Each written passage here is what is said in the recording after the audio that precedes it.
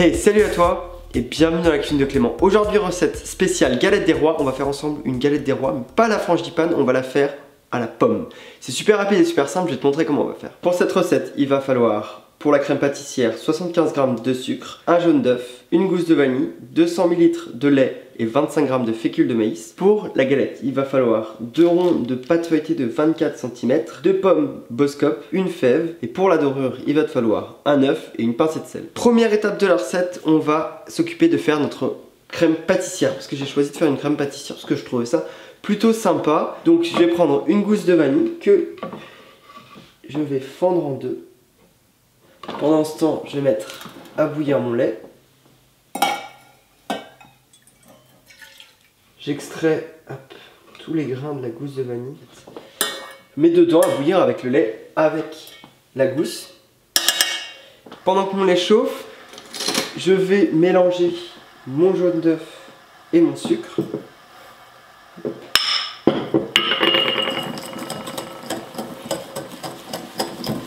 C'est normal, hein, ça va faire un mélange assez épais. Et je vais rajouter ma maïzena. Je mélange pour avoir une pâte homogène, c'est normal, hein. On va avoir vraiment une pâte qui reste même pas forcément entière. Voilà. Donc mon lait frémit, je l'ajoute au mélange.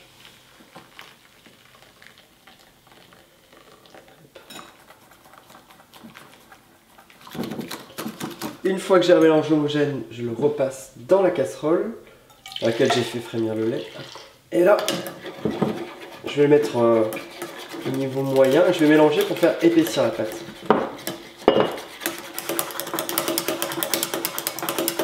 Ah, donc là ça commence à épaissir et ça va aller très vite. Une fois que ça a la consistance voulue, hop, je vais la filmer au contact, même au contact complet. C'est-à-dire que je vais en mettre au-dessus et en dessous. Je la filme bien comme il faut. Je vais la mettre sur une couche plutôt fine pour que ça refroidisse plus vite. Et là, je vais la passer au frais ou même au congélateur, 30 minutes à 1 heure à peu près. Ensuite, ma crème pâtissière est en train de refroidir. On va s'occuper de notre pomme. J'ai pris des Boskop parce que c'est une variété qui est assez bonne à la cuisson. Je trouve qu'il a une texture plutôt fondante.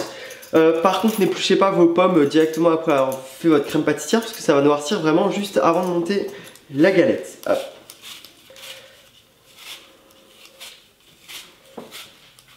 Je pense que je vais me prendre des commentaires concernant la frangipane. Mais je n'aime pas ça. Donc dites-moi en commentaire d'ailleurs si vous êtes plus frangipane ou pomme. Donc là, je vais couper mes pommes en 4. Je les garde comme ça. Et j'enlève cette partie qui est là, ici en fait. En mettant 2 incisions et ça part tout seul. Bon, on peut le faire comme ça. Voilà. C'est-à-dire que comme je suis pas très doué, j'ai peur de me couper. Voilà, qu'est-ce que je disais. Voilà. Donc ce qu'on veut par contre c'est garder des quartiers entiers, pas faire de trous entre. C'est le plus difficile. Hop. Ensuite, une fois que j'ai ça, je vais couper des lamelles. Ça, c'est la taille idéale. Donc, on essaie d'être régulier. Donc, j'ai pris 2 pommes. Ça paraît beaucoup pour la galette, mais je trouve que c'est vraiment assez parce que ça va, on va devoir bien empiler pour avoir bien le goût de pomme. Donc, je vais passer à mon montage, mais avant de faire mon montage, je vais préparer ma dorure. Hop, dans un bol, je casse un œuf que je bats bien et je le sale. Le sel, ça va permettre de faire briller mes fibres. Je sale. Ça va pas non plus saler la pâte. Je mets de côté ma dorure sur une plaque à pâtisserie avec un papier sulfurisé. Attention, c'est très important parce que je me suis fait avoir la dernière fois. On monte sur la plaque à pâtisserie parce que sinon, on se fait avoir. Concernant la pâte feuilletée, j'ai fait 2 disques de 24 cm. Je n'ai pas mis de recette, j'ai pas inclus dans la recette comment la faire maison, mais je mettrai dans la barre d'infos 2 vidéos d'autres youtubeurs qui la font et que je trouve très bien construites. tant que bien sûr je n'ai pas fait la mienne. Donc avec l'autre, je passe juste un coup de rouleau vite fait pour qu'elle soit légèrement plus grande. Je prends ma crème pâtissière que je retravaille vraiment vite fait. Et là, je vais étaler en disque. Donc c'est vrai que ça a pas l'air de faire beaucoup de crème pâtissière, mais si on en a trop, j'ai fait des tests justement, ça fait trop énorme, donc c'est trop proéminent. Non, ça se dit pas proéminent. Présent. Alors, je vais l'étaler en laissant bien un rebord. Hop, on essaie de faire quelque chose de régulier avec un bord qui est à peu près pareil partout. Hop, voilà.